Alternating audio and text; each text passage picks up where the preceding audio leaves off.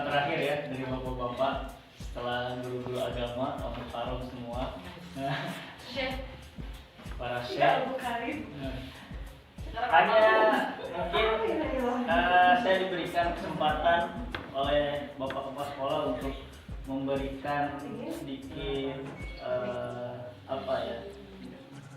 ilmu tambahan lah, khusus buat saya dan terutama buat ibu dan bapak semua. Saya tidak memberikan yang terlalu rumit karena kan kalau terlalu rumit saya juga nggak bisa ya. Jadi sesuai dengan kemampuan saya akan membahas tentang pentingnya menjaga kesehatan buat kita ya, terutama apalagi dalam keadaan kondisi saat ini COVID-19 yang tak berhenti ya. Mudah-mudahan sebenarnya COVID ini cepat berhenti ya.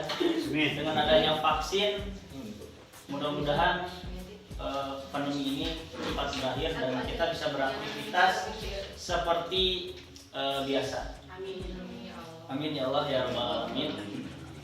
Nah, pentingnya kesehatan, menjaga kesehatan untuk kita. Kadangkala kita melihatnya yang kita rasakan menjaga kesehatan itu lebih ke pola makan biasanya. Makan makanan yang sehat, makan buah-buahan, sayuran. Padahal tidak hanya itu untuk menjaga kesehatan kita. Ada beberapa faktor yang bisa mempengaruhi kesehatan pada tubuh kita. Ada itu lingkungan, keluarga, sahabat, itu bisa mempengaruhi kesehatan kita ya. Karena dalam hidup kita menjaga kesehatan itu penting. Contoh misalkan kita di lingkungan pekerjaan kita, lingkungan itu berpengaruh untuk kesehatan kita. Contoh, kalau di lingkungan kita misalkan lingkungannya yang tidak bersih, pasti akan mempengaruhi pikiran kita, kesehatan kita, sehingga tubuh kita tidak akan sehat atau tidak akan bugar. Benar nggak Bu? Benar. Pasti ya. Kemudian lingkungan keluarga bisa mempengaruhi kesehatan kita. Kalau kita di keluarga kita tidak akur, pasti kita nggak akan sehat. Banyak pikiran. Kadang kata siapa kalau kita banyak pikiran itu bisa mempengaruhi. Betul. Kalau kita banyak pikiran, apalagi banyak utang, bukan utang ya, banyak utang, banyak cekcok dengan yang lain, itu pasti dengan keluarga, dengan suami, dengan istri, ya, bakal mempengaruhi kesehatan kita. Itu memang terjadi. Pernah di ilmu keolahragaan ketika saya kuliah, namanya dosennya itu Pak Choi. Dia mungkin sekarang umurnya udah sekitar 75 tahun dan kondisinya masih sehat. Ya. Itu dokter ahli bedah, tapi dia tidak mau jadi dokter ahli bedah. Jadi dia inginnya dosen, berbagi ilmu lah. Bahkan dia tidak mau di rumahnya praktek gitu, enggak. Karena dia berprinsip bahwa saya tidak mau mendapatkan uang dari orang yang sakit. Justru orang sakit itu perlu dibantu oleh kita. Itu sangat luar biasa, dosen yang sangat inspirasi buat saya khususnya. Dia mengatakan bahwa jikalau kita terlalu banyak pikiran, meskipun kita beraktivitas, makan makanan yang sehat, sering berolahraga, tapi pemikiran kita itu jelek, otomatis kesehatan pada tubuh kita akan berpengaruh, akan drop. Itu ternyata memang terbukti. Kadang kan ada mungkin bapak dan ibu di sini memikirkan sesuatu, saya memikirkan misalkan anak saya, gimana ya besok harus bayar SPP misalkan, berpikir banyak pemikiran yang seperti itu pasti akan drop kesehatannya, dan itu akan mempengaruhi pada tubuh kita, ya. Dan itu sangat tidak bakal mempengaruhi aktivitas kita. Kerja kita pasti akan terganggu, kegiatan kita sehari-hari pasti terganggu, ya. Makanya kesehatan itu penting. Itu kita harus balance antara makanan, olahraga, dan pikiran. Kita harus benar-benar menjaga, karena kebanyakan orang itu mengabaikan begitu pentingnya kesehatan kebugaran kita. Banyak melalaikan lah bahwa ada jam naon olahraga. Padahal untuk menjaga kesehatan kita itu gampang, tanpa kita harus kadang yang ibu-ibu nih, terutama yang aktivitasnya banyak, mengurusin anak, ya, ngurusin suami, ada kerjaan di rumah banyak. Untuk menjaga kesehatan kita di rumah itu gampang. Gak usah misalkan sekarang lagi ramai bersepeda, bersepeda. Gak usah. Kalau ibu memang tidak bisa, apalagi dengan pandemi ini tidak bisa keluar, gampang olahraga di rumah saja. Bangun tidur, bangun tidur, jangan lupa yang pertama minum air putih. Itu bagus Bu untuk ketika awal ibu dan bapak bangun tidur, minum air putih itu sangat berpengaruh untuk kesehatan. Betul ya, apalagi air hangat, ya, air hangat. Tapi air hangatnya yang harus dididihkan, ya Bu, jangan yang air yang dari dispenser, ya. Itu sangat tidak baik untuk kesehatan, dan itu sudah terbukti sama ilmu gizi. Bapak Coim, ya, guru saya itu ada ilmunya, dan dia mempraktekkan, bahkan dia paling anti minuman yang instan, bahkan merek-merek terkenal pun dia tidak mau. Tetap meskipun beli merek yang bagus, dia selalu dididihkan, ya, karena kalau yang instan itu katanya tetap ada zat atau apalah yang bisa mempengaruhi kesehatan kita, pencernaan kita terutama, ya. Jadi itu minum air putih, apalagi air hangat bangun tidur. Terus ibu ketika bangun tidur olahraganya simpel aja, misalkan bisa sit up, back up, atau push up 10 aja. Itu untuk membentuk kekuatan kebugaran kita, ya. Karena biasanya kalau kita nggak pernah olahraga, kita ngerasanya memang badan kita tuh kerasanya ada, saya mah udah bugar, sehat, nggak ada apa-apa. Padahal kan di dalam tubuhnya itu perlu asupan tenaga lah, ya. Karena kalau kita tidak pernah olahraga, otot kita itu akan kaku. Otot kita itu kaku, akan mudah sakit. Jangankan orang yang sering olahraga, jangankan orang yang sering olahraga, yang tidak sering olahraga, yang sering olahraga pun kalau dia terbiasa, contoh misalkan saya sering olahraga itu banyak, misalkan futsal, sepak bola, dan bulu tangkis. Meskipun saya sering bulu tangkis, tapi saya bisanya hanya main aja, tapi tidak pernah melatih fisik bulu tangkisnya. Tetap tuh badan itu akan terasa kaku. Makanya kalau mau olahraga, kalau memang tubuh kita, memang kondisi kita memang tidak kuat, pilih olahraga yang memang bisa kita lakukan. Kalau semuanya dilakukan,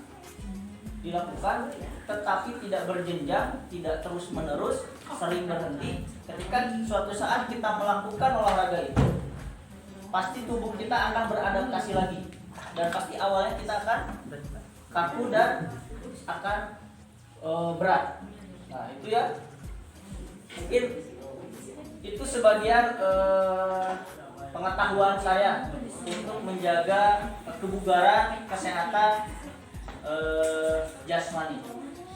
Maaf Oman, kali kembali itu ya. Kita jam berapa? Masih lama? 8 kurang. Saya berharap ibu dan bapak semua dalam kondisi saat ini COVID-19 ini, saya berharap ibu dan bapak guru di sini tetap diberikan kesehatan supaya bisa beraktivitas dengan baik. Dan saya berpesan kepada ibu dan bapak dalam kondisi COVID seperti ini,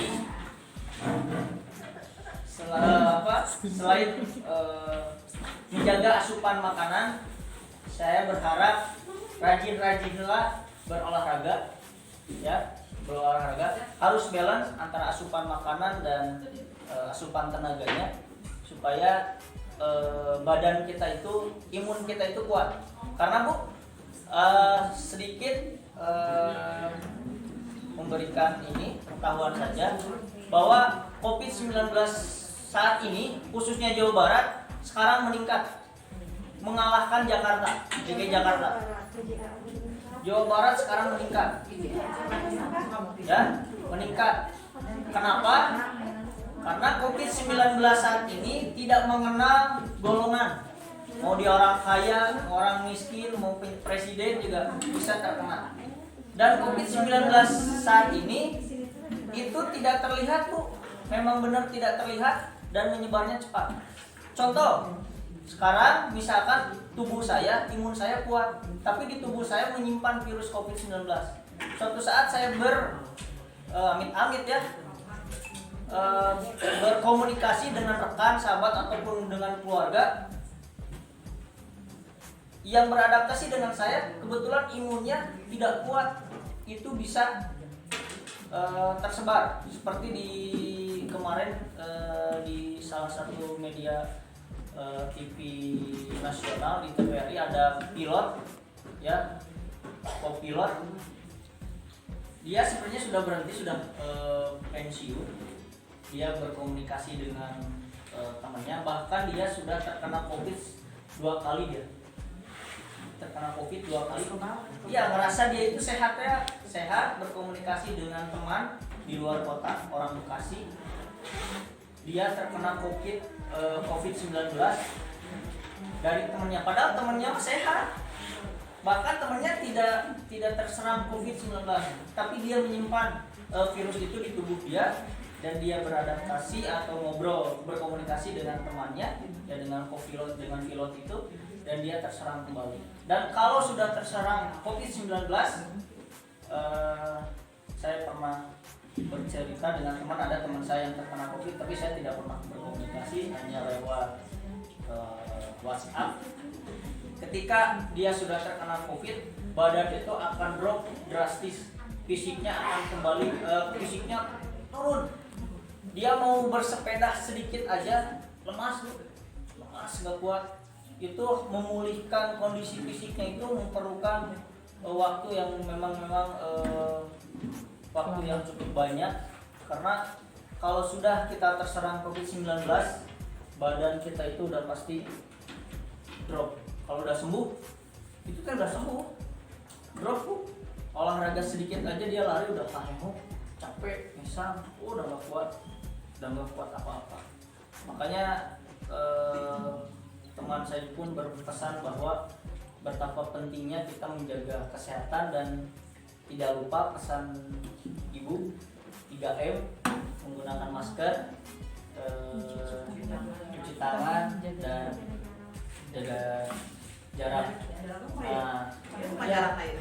Hand sanitizer juga harus sering dibawa kemana-mana, karena kita tidak tahu bahwa kalau kita pergi kemana-mana, iyalah, memang kalau ada orang yang bilang kayak kamu kumaha ibarat Sundama utung-utungan we nya Inggris keuna, tapi tidak boleh. menjaga itu harus karena kalau udah terkena pasti orang menyesal lah. Dan kalau bisa kemarin saya di TV juga, TV One ada dokter yang diwawancara waktu seminggu yang lalu, diusahakan kita itu memang harus bawa hand sanitizer sendiri dan sabun cuci tangan sendiri.